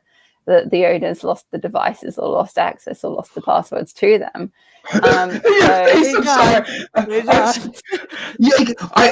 My head, I'm going, oh my God. Like, could you imagine, I think of estate sales, like just off the top of my head. Like, you have somebody that has it just sitting in their house. They forgot they had it. They don't even know they have it. And then you find their thing. You have no way of accessing their crypto. That's a thing, because it's not like sort of finding cash. It's extremely secure. So there's no way that they can retrace or get the key back. No. So how it works is if you've got the device, or even if you don't, but if you've got the private keys, if you can memorize that, or if you've got that, then only you holding the private keys can access that crypto. So in that sense, it's extremely secure. But what happened and how it really came about a lot, because Bitcoin in the early days wasn't really worth anything. It was worth very, very little. So people mined it, or people bought it, and even those companies giving away entire Bitcoins to just join our site or whatever, because it was worth so little. So people had these Bitcoins. And then also in the early years, it was incredibly hard to access and to get involved. So you had to have your own sort of storage device, and you had to have your private keys. So what happened is people stored these Bitcoins on their computers. And, before it was really worth anything, then the computer broke, so they threw it away because they just didn't think about it. And then they realized afterwards, damn, the crypto stored on that computer was worth a lot of money. Or they lost the device, or they just lost the private keys because they maybe bought or mined the Bitcoin years ago and just forgot where they kept the private keys, because at the time they probably didn't realize how much the crypto would end up being worth. And then Bitcoin went up in value and they realized. So you've got cases now of people desperately looking. There's a guy in Wales, in the UK, who I don't know if he either threw away or lost the computer that his Bitcoin was stored on, and it's now worth something like £250 million. I think it's worth like a crazy amount of money. And he's now trying to negotiate with the government, with the council in the town, because he believes the device that the Bitcoin is stored on is in the local tip where the rubbish would have gone. So he's trying to get their permission to dig up the entire tip to try and find this tiny little device. And he's trying to offer them, I think it's like a quarter of the total value of the Bitcoin for the right to dig up the tip. And so far they're saying no, but he's just desperately trying to do whatever they can. And there's all sorts of stories like that of people just trying to find it, or trying to dig, on their hands and knees to try and find the devices. Do you see a country that's leading the charge with cryptocurrency? I ask because Brian Tracy makes a comment of what is the outlook of bit and crypto replacing money as we know it? And I think that's a good question, because that's where people are going, and they're also leading in fear of, what if a country that's not a country I believe in, or a country I live in, what if they end up having the most control over this? Like, what are your views, and how do you see that playing out? I mean, there's a few answers to that question in terms of the innovation, in terms of the sort of the ecosystem, the number of startups, the amount of work happening. London, for example, pretty much until Brexit, used to be a real hub for innovation in crypto, because it was this incredible fintech hub, and it was really incentivizing for loads of startups to go be based there. And you had a real sort of movement and buzz in the space of loads of companies working in crypto. Likewise in the States, and now regulation is being really slow there. So some of these companies are leaving, and there's the worry that's losing out. But that's in terms of sort of the innovation, in terms of sort of the focus and startups working in the space. In terms of actual adoption and use of crypto, it's not the countries where you think it would be. It isn't the countries where there's the biggest population or anything like that. The main countries using crypto, you're looking at Venezuela, you're looking at Ukraine, at Russia, at some African countries, at countries where basically where people have to, where they're using crypto because they don't have any other choice, because hyperinflation is rampant, because if you get paid in your local currency and there's no means of cashing out in Venezuelan pesos, for example, then that currency is soon worthless. So you've got people in countries where, because they don't trust the banking system, they don't trust the governments, or because just hyperinflation is just rampant, people see it that they have no choice other than using Bitcoin. So where you've got the most adoption, it's directly sort of related to countries where the economic system has failed. And there's also been direct correlations, for example, in Cyprus, when the economy went, the price of Bitcoin went up. So you've got real strong correlations there. So those using crypto the most, it's in countries where they see it as not as something to invest in, not as something speculative. They see it as there's no other choice, and it's more stable and more safer than their local currency. But then you've also got, for example, El Salvador has just made a Bitcoin legal tender. So shops and businesses have to accept Bitcoin. They have to offer that, which is it's just incredible.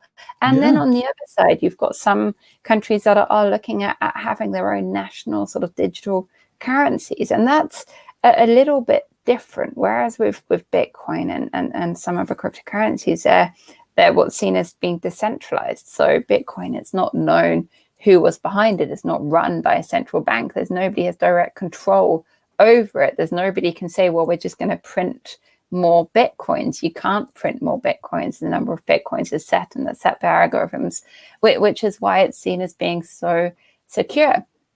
But then, on the other side of the argument, the country, in many ways, winning the race in terms of national digital currency is China. They've developed their own national digital currency. It's been going for about 7 years now. They've been working on it. They're rolling out. It's totally the opposite of Bitcoin. So it uses many of the same concepts. It's a fully digital currency. It's not a cryptocurrency. It's totally and utterly centralized. But it gives the government much more control. And the thing is, with this digital currency, if you want to commit crime, if you want to buy drugs or do whatever, the best way to do that still is with physical cash. And then if you look at sort of the higher levels of crime, if you talk to fraud investigators, they're still really grateful if they're investigating a Bitcoin case, because they can trace it. Whereas with cash, you can hide money in art or in real estate or in racehorses or offshore or whatever. There's all these different ways. Whereas you can't do that so easily with Bitcoin. Whereas the difference with, say, the Chinese national digital currency is it's not decentralized. It's fully government controlled, and they're setting up that you have to make payments with certain digital wallets. So if you have a low social score, it's sort of this social score similar to our credit scores, but taking various factors into account, like what you buy, who you vote for, what religion you are, who you associate with, or all of the various sort of political things, then they can stop you buying things. So that there's these sort of trials being rolled out now within certain populations in certain areas. If you've got a low social score, you can't book a train ticket. You can't send your kids to certain school. They're sort of trying to make it so that if you've got the low social score, you can't leave your houses. Now, one could argue the ethics of that, that your ability to spend money is related to who you vote for example, or what actions that you take. One could argue that that's sorry? Controlling the masses. It's terrifying. It's utterly terrifying. It's really scary. And there's 100 articles and reports about it. But there's interviews of people, and they show you have to book train tickets. You have to make payments because everything's fully digital through certain apps, and people who are not sort of part of how the system would like them to be, because they are independent journalists or too outspoken or whatever they've done, they physically can't book a train ticket. Now that's totally the opposite of crypto. That's not why Bitcoin was designed. It's not related to cryptocurrency. It's not related to Bitcoin. It's not what blockchain was designed for. It's not even using that. But it's an important subject to bring in, because there's so much sort of confusion around crypto related to what are called these sort of national digital currencies. And in that context, China is really, really far ahead. And what's really scary, because they started working on it, they're really advanced. They've been rolling it out across the whole country. And now there's other countries that are looking at using their system. And of course, other governments and other banks are taking note, because suddenly China's so far ahead. They've got so much more data on their citizens. They've got a lot more information. They've got a lot more control. So other world governments don't want to be losing out and want to get that level of control for themselves. So it's worth bringing into the argument, because, you know, whilst it would be amazing to see more Bitcoin adoption, that's sort of the other sort of totally polarized opposite side of it. But it's all part of the same conversation about sort of digitizing money and who's got what control. So there's some governments that don't want to see Bitcoin running freely, because it takes away the ability of the government to control their citizens. Gavin has a fun comment here. A man once bought 2 pizzas with 200,000 Bitcoins when they were worth pennies, right, to prove that you could buy real life things with Bitcoin. He then stopped posting on his YouTube channel when they skyrocketed and thousands in value after he had spent all of them on those pizzas. That's an interesting thing. It's now celebrated in what's called Bitcoin Pizza Day. Oh, really? Yeah. So do you have, actually, really quick before I ask my question, guys, check out Erica's webpage. I'm bringing it up right now to have everybody see a sampling of it and see how everything she's doing. Do not forget to subscribe. The name of her webpage is the Crypto Curry Club, and you could see everything here about like what she's up to, webinars, boards she's been in. She has her shows down near the bottom here, brought to you by the Crypto Curry Club. I just picture it being said like that. Sorry, that's how my head works. And then don't forget to sign up all the way at the top. If you come up here, you'll be able to do what I do and sign people up like Brett Gordon. I signed up a second ago, but at the end of the day, he deserves to be able to have it too. Las Vegas, and his email, Brett at businesses are people too. And boom, thank you, Brett, for signing up. Do you have a cryptocurrency, go click her website, everybody, that you personally enjoy, that you use, or that you have money in? Or do you think this is not something that is the future? Like, how do you see this playing out in the long run? I totally see it as being the future. Do I think Bitcoin will replace traditional finance? No, in most countries, probably not. I think governments and politics will like to have, I think, realistically more control. And I think there's more of an infrastructure in traditional finance for them to allow it to replace things. But yeah, I totally see the Bitcoin ecosystem evolving and growing. Just on a practical level, you've got more users than ever. You've got more younger generations, more millennials looking at crypto for various reasons. So you've got a few angles to that. You've got younger people using crypto, wanting to be in the ecosystem, looking at DeFi and also the newer cryptocurrencies and the newer what is called decentralized finance protocols and so forth, because they don't necessarily trust the banks, because they don't trust governments, because they've seen that, you know, if they're in typical jobs. I mean, people my age, if you're in a job, your hope of buying a property, at least in London or around there, is basically slim to zero, because of just looking at real estate prices related to earning potential. Unless you're doing incredibly well, unless you've got, you know, very generous parents or family who help you out, it's right. So you've got a lot of younger people that are looking for alternatives, pretty much out of need. And also because it's the potential to send sort of micro amounts or send money to each other, it's more exciting. So you've got with crypto, the user experience is evolving really fast. Like a few years ago, it was, I mean, not impossible, but it wasn't easy or necessarily particularly safe. But you've now got the user experience is getting better, and correspondingly, the user experience of traditional finance is getting pretty horrific. I mean, if you try and use traditional banking, it's hard, and you've now got challenger banks that are much better and offer good customer service, and some of these crypto startups are just evolving so fast. And then also you've got institutional investment now. You've got institutional grade security. You've got institutional grade custody solutions to store crypto, which is just on another level. And you've got all companies. You've got Tesla. You've got, I mean, there's now rumors of Amazon going into Bitcoin. You've got some of the biggest companies even now accepting crypto or accepting Bitcoin or hedging in Bitcoin as a sort of hedge against different fiat currencies.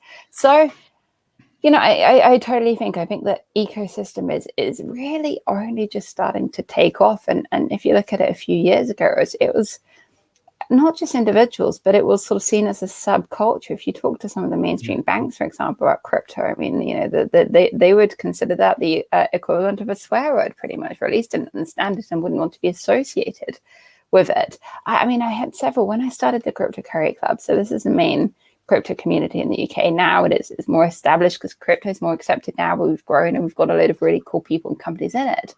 But in the first year in 2018, and even sort of, until lockdown, but so in 2018, early 2019, we had quite a few of the banks sort of, coming along and wanting to sort of, meet and talk about it and maybe coming to events, but they were all pretty clear that they couldn't officially be associated with crypto.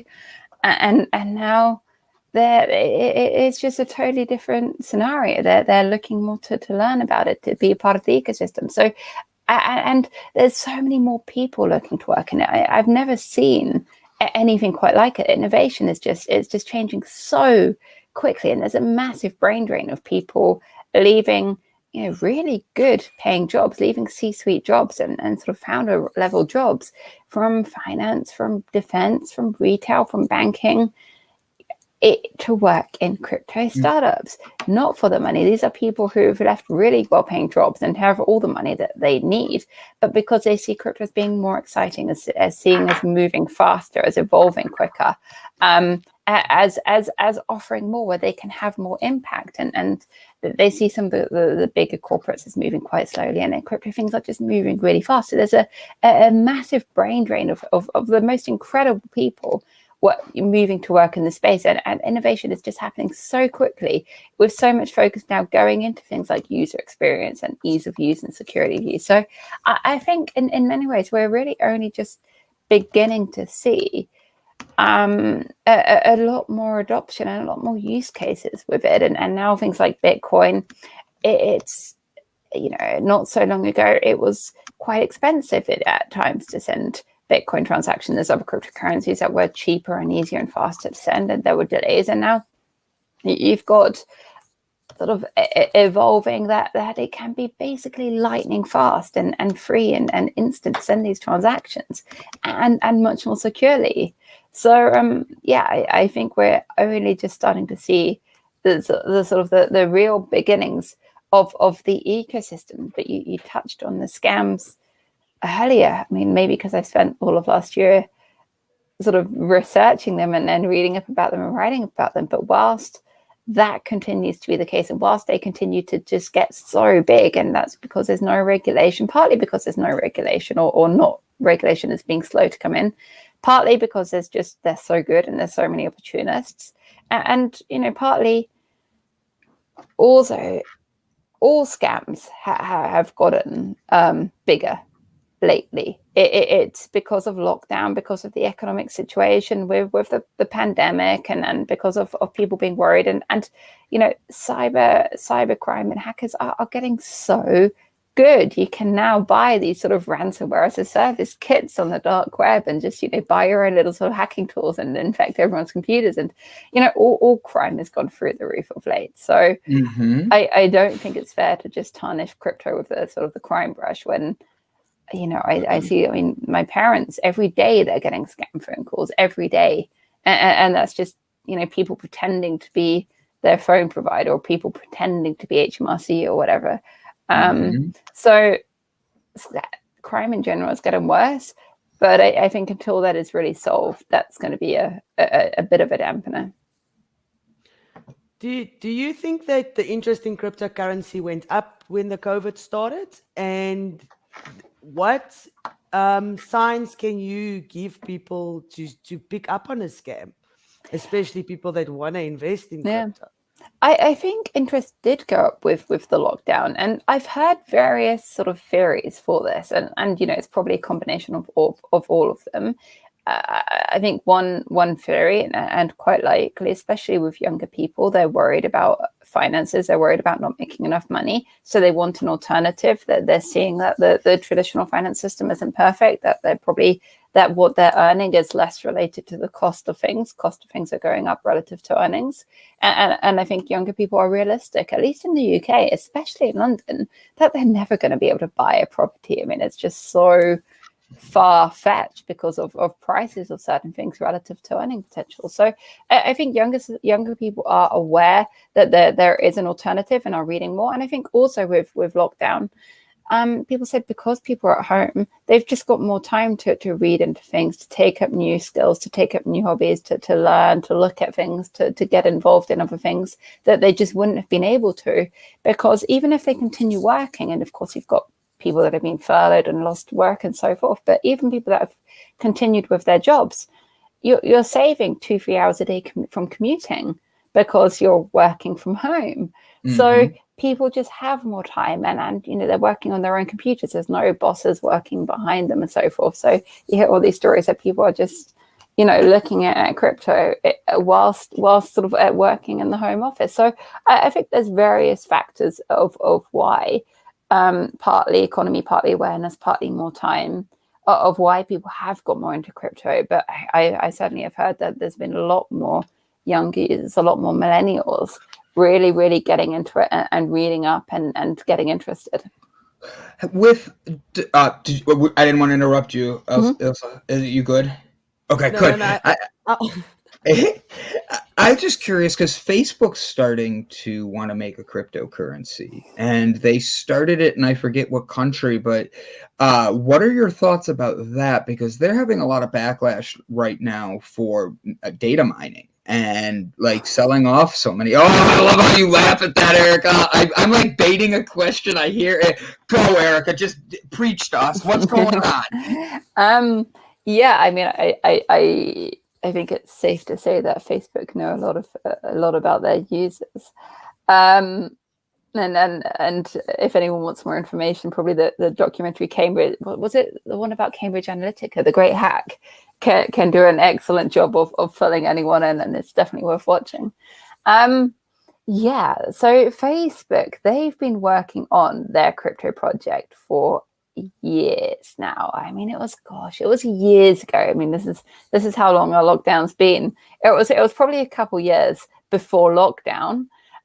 Before lockdown started, that there were these sort of rumors, and you heard that, and it was somewhere in the States and in London, that they had separate buildings where they had these teams focusing on developing their own digital currency. And there were, at first it was just rumors, and it was going to be called Facecoin, and they were going to have their own currency and so forth. And then more word came out that it was going to be called Libra, and it was going to be sort of tied to a basket of fiat currency. So I think the dollar, the euro, the yen, and so forth. And it was designed to be a global stable coin, a global digital currency. So stable in the sense that it wouldn't be volatile like Bitcoin is. It would be asset backed by a basket of fiat currencies, and would, I think they saw it that it would effectively replace the need for a central bank, because say we're all in different countries. If you pay me in the Facebook currency, and then I pay Elsa and so forth. You send money around. You don't need to cash it out as long as there's enough people that accept the payments in this. And just, taking a step back, Facebook have a third of the world's population as their users. They've got 2.5 billion people, I believe it is, who have Facebook accounts on one of their various platforms. They've got more people using Facebook platforms than any one country in the world has, than any one government can control. So Facebook, they're enormous, and they've got enormous amounts of money. So because they've got these, massive platforms, Instagram, they've got WhatsApp, they've got Facebook Marketplace, where if you wanted to have this use for a digital currency, they could do whatever they wanted to get people to spend in it. They could offer discounts if you spend in it. They could reward people for spending it. They could pay you incentive tips for sharing about it. Whatever they wanted, they've got the resources and the user base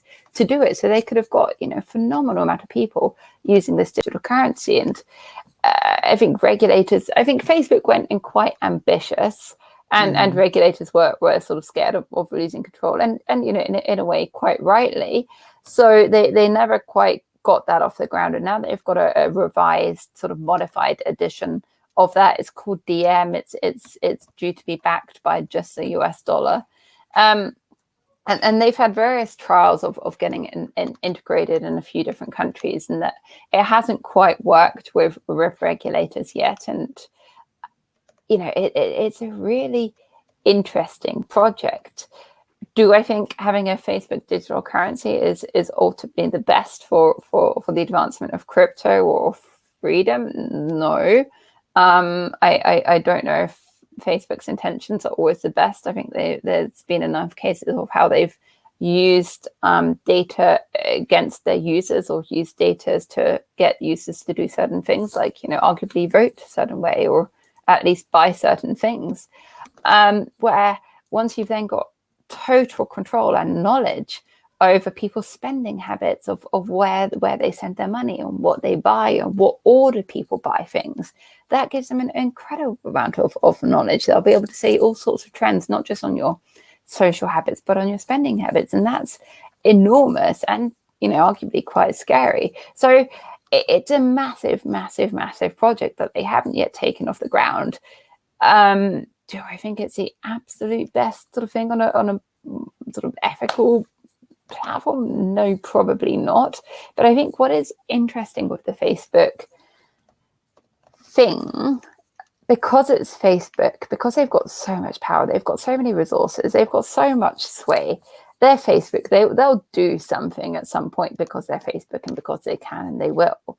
And they've got a sort of a power that other crypto startups wouldn't have, just because they're Facebook and they've got their user base. So I think what is really interesting, I have no doubt at some point they'll get something through which will change policy, which will change regulation, which will change how even central banks look at digital currency. And then I think what will be interesting is what startups follow, because it almost maybe needs someone like Facebook to make the huge crushing changes. And once that sort of got into motion, then I think it will be easier and more accessible for some of the startups that maybe have a better solution, that have a more private solution, a safer solution, a better technology, whatever that is, to come through. So it's an incredibly interesting space, and I don't know if anyone actually knows what will really happen with it. But just the power that Facebook have and the amount of users that they have, it's going to be pretty groundbreaking, whatever they do. Yeah. Do you have a cryptocurrency or location other than your website and a podcast? Do you have a way that people would look at what cryptocurrencies might fit them best? To learn about crypto, I'm struggling to think of good resources. The news, the internet, there's RSS feeds.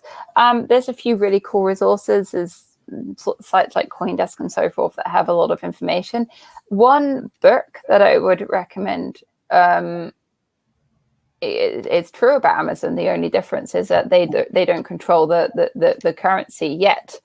Somebody's just made a comment there. the only difference with Amazon is yes, they see people's habits and yes, they have enormous control over it. But the difference is if they had their own, like what Facebook's looking to, if they had their own Amazon coin, that they could incentivize people, they could tip people, they would just have a lot more control, a lot more ability, a lot more data. There's one book I'd recommend, and it's an incredible sort of insight into Bitcoin and the sort of the greatness of it and the potential of that. Is by a guy called Andreas Antonopoulos, and I hope you don't ask me to spell that. I think it's Antop. Oh gosh, my spelling is awful at the best of times. I don't know. Andreas Antonopoulos, I believe, is the pronunciation. Forgive my awful attempt at spelling, but I can't write or spell. You're good. And it's called, I think it's the Internet of Money, or the Volume of Money, and it's available by doing a quick Google, or I'll try and find the link later. And it's not well edited. It's a collection of his speeches, but the guy is a genius and the guy is brilliant, and it's this beautiful sort of compendium of stories and use cases of why Bitcoin is so great. It's a bit of a love story to Bitcoin, an incredible, easy, accessible read, which I think is a really good overview. Another book I'd recommend, I'd have to, my own, the Crypto Wars book, just because it shows not what to invest in and not what cryptocurrencies are good, but it gives sort of an overview of the biggest scams and problems and sort of bad projects in the space, that I hope that anyone reading it would at least see the warning signs and see like, hey, don't go there, don't go there, don't go there, and know what not to look out for, and recognize at least some of the worst, most obvious bad projects. Yes. So with that being said, Ilse, if you have any other questions, this is going to be the time, because we're going to go into our goodbyes in a second. There's good. Thank you for all the information. It's really sorry about my ability to spell, or lack thereof. No problem. Don't worry. You were amazing. Like, you answered a lot of questions, and I started you with one of the hardest questions, blockchain. You did. You really did. That's a horrible question. She's like, you screwed me, Brandon. Thank you for messing that up. But no, you came in and you brought a wealth of knowledge. You brought a confidence behind what you were saying, and you taught us all stuff. People need to be able to do a little bit of research on their own while looking into what's going on and not being taken advantage of. And that's a hard thing. I want everybody to go and actually subscribe to your podcast and everything you're doing, because the truth is, you're trying to bring attention to a very, very challenging atmosphere that's very new. It's such a new environment in that. And people are just starting to get it. So imagine having somebody like my parents who still have a hard time typing an email without doing one finger at a time, getting an email saying, hey, you could own cryptocurrency. Yeah. Or my favorite was the other day at the local mall, they actually had what looked like a kiosk, or a ATM machine. And you would actually be able to walk up and buy Bitcoin. And that just struck me like, wow, like we're headed that direction. So I want to thank you, Erica. You came on, you brought a amazing energy. You brought us a wealth of knowledge. You got to be my first with my newest co-host for the week. I love it. She's beautiful and brought an amazing energy. The way we end every show is we actually do a positive quote or affirmation from everybody that was on the show. That's why I threw Brett back in here. That was on the show. And don't worry, you're going to go last. I promise. You're going to see how we do it. Her face was like, oh, crap. And nobody used their F word today. So you could find a way to use your F word. You get one every episode. And if you don't want to, don't worry about it. Brett will probably use it. So I'll go first. I'll have Brett go second since he knows what he's doing. Then Elsa, and then Erica. Sound good? Mm-hmm. Awesome. All right. Guys, what a great episode today. We truly were able to connect with one another and have such an inspirational way to start the week. It is Monday. Do yourself a favor. Go share this episode. But do it not because I'm asking you to. Do it because there's something you learned. Do it because you found out something new. We have people all over the world watching today and tuning in every day. And all we're trying to do is be that location where everybody can find their best self. Because the truth is, this world is an angry fucking place. There's mine. And I want to be able to have everybody be able to just know that when you love yourself, the world does change. And that's where we start. I was going to say something different until the end of what Brandon said. Absolutely, what the world looks like to us all comes from within us. So the only thing that we really have control over is what we think and the words we choose to describe events that happen around us. So choose words that are positive, choose beliefs that are positive, choose things that empower you rather than disempower you. Look beyond the coral reef to see what's out there in the rest of the world, because oftentimes nobody has all the right answers. So you got to look outside in order to be able to find new things, new beliefs, and new ways of perceiving the world in order to be able to really live in this world with everybody else. So choose what you believe, choose where your focus goes, choose your physiology, and life will change. Well said, buddy. Let go of fear. I think everybody must let go of fear and believe that you can do whatever you put your mind to, and never say no. Always do what you feel in your heart you have to do. Very well said. Very well said. I was trying to find, there's a beautiful quote, something about mountain. It was written by a beautiful mountaineer, and I was just trying to Google it and couldn't. So I think in the absence of finding or remembering my favorite quote, I get so scared of starting stuff and then totally overthink stuff and delay and procrastinate and don't know what to do, and just I'm totally intimidated by things I've never done before. And there comes a time when you've done something, even sometimes once or sometimes it's a few times, where it becomes easy and you get more confident. So I think there's something in just sort of starting in tiny chunks and just starting, rather than sort of always letting your fear get in the way of you doing anything. I certainly do that far too often on the latter. That's very well said. I love it. Erica, you were an amazing guest. Also, what an amazing co-host. Brett, how were your chips for breakfast this morning? Awesome. Loving it. So guys, actually, Erica, you have a few more minutes. I want to ask one question, right. Even though we did our goodbyes. Usually we take longer for goodbyes. That's why we give that extra time. All those books behind you, are they books? Are they papers you've written? Are you writing the world's longest book? Like, what is that? What is going on behind you? No, so I was in a little flat in London until lockdown. So I've escaped from my family's house in the countryside, because technically lockdown is still over now, but pretty much every other person in London and the UK has got coronavirus. I'm exaggerating slightly. So I'm hiding out at my family's house in the countryside. So this is what used to be my bedroom as a kid. And my dad has taken, it's a beautiful room with a beautiful view and a beautiful balcony. And my dad has taken it over as his sort of office space, so that he can sit and have the view. And he is a stamp collector. I think he runs some philatelic societies and collects lots of stamps and puts together lots of stamp collections. And that's pretty much all I can tell you.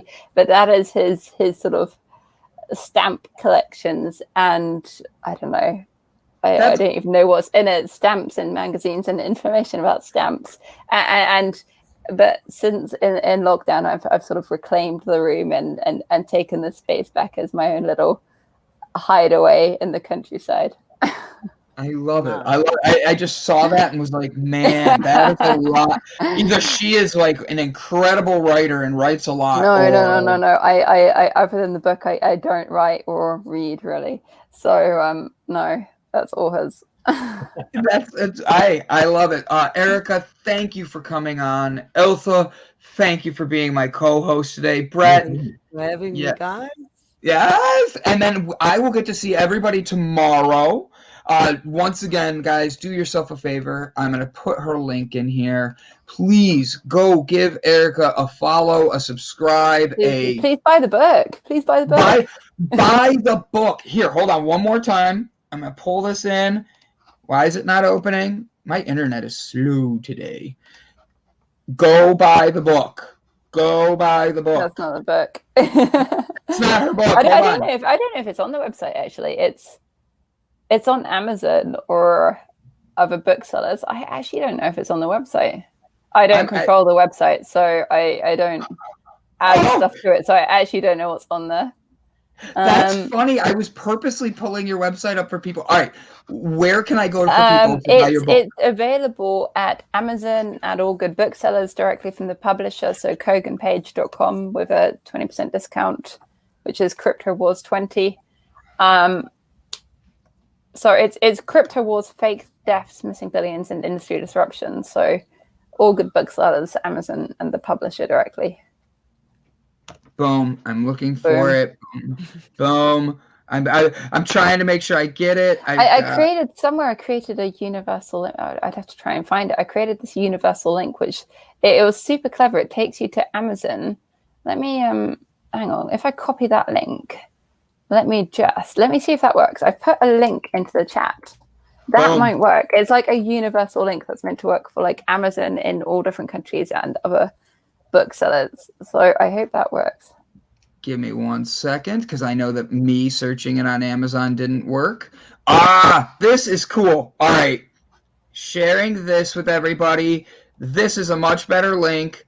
Paste, share. Guys, go get Erica's book. Do yourself that favor of changing your world by getting into the crypto world. Go jump into this. Erica's living on the countryside at her parents' house. We're going to help her move out and get back into the town of I don't know if I want to go back into London, to be honest. I'm not in any rush. I love that she says that. She's like, I don't even know if I want to. So jump on there, guys. Go click the link. Once again, Erica, you were amazing. Thank you for your help. Have a great day, guys, and go be the change you want to see in the world, because only you can be the influence that you want to see the change. Thank you, guys. Have a good one. Thank you for having me on. Absolutely. You're welcome back anytime. Cool. Thank you. All right. Nice to meet you all.